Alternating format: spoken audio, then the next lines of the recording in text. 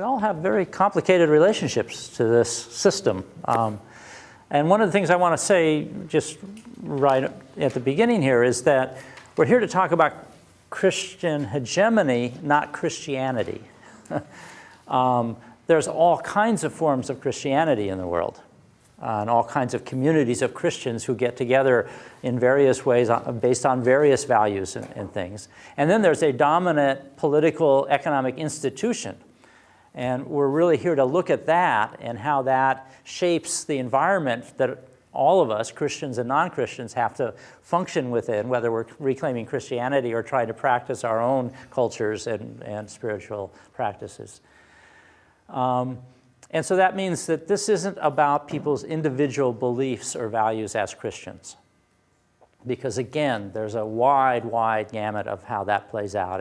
And every Christian figures out what Christianity means to them and what their relationship is to their particular denomination or Christianity as a whole.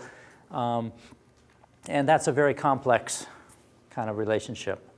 And just as white people are not responsible for racism, but we are within it, and we have a responsibility to respond to it and to challenge it. You know, Christians have a particular role within Christianity to define their relationship and to critique the oppressive aspects of Christian hegemony. So we'll be talking about all of that, but sometimes Christians can feel a little defensive moving into this conversation, but it's not about people's personal practices and beliefs. And it's very hard in this society because we're so focused on an individual level that it's hard to look at the institutional systems, right? Whether it's race or class or gender or any of the others. And that, again, is part of a Christian framework in which individualism is so crucial, one's individual relationship to God and to Jesus and to salvation. And therefore, the institutional level is partly difficult to get to because of some Christian values around that emphasize the individualism so much. And we'll come back talk about that a little bit too.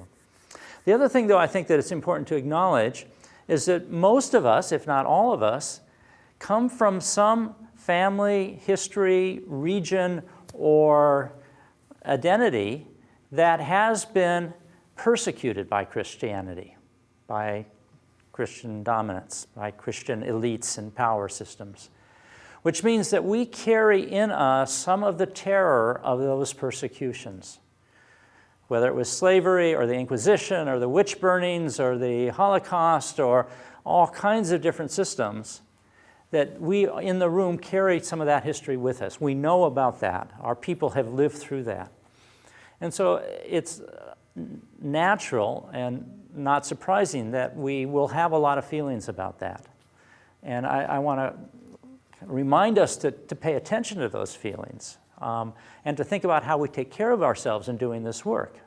Because we are talking about something that is part of our core values in the world, our spiritual practices, our relationships to each other and to ourselves and our bodies and things like that have been persecuted. There has been great violence done in the name of Christian dominance. So just a reminder that it's not just an intellectual exercise that we're here to do. It's to really think about how do we live in this system and what does it mean for our relationships and our feelings and our bodies and the natural world around us.